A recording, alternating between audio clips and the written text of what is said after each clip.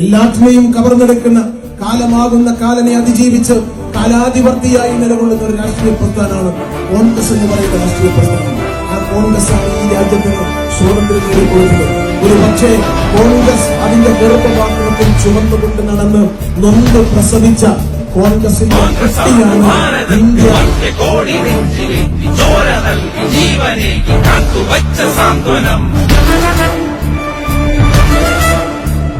കോൺഗ്രസാണു ഭാരതത്തിൻ മധ്യകോടി നെഞ്ചിലേറ്റി ചോര നൽകി ജീവനേകി കാത്തുവെച്ച സാന്ത്വനം. വാനിലുയരെ കൊടിയുയർത്തി സത്യത്തിൻ കരുത്തുമായി സമരഭൂവിൽ ധീരരായി നമ്മളൊത്തു നീങ്ങിടും.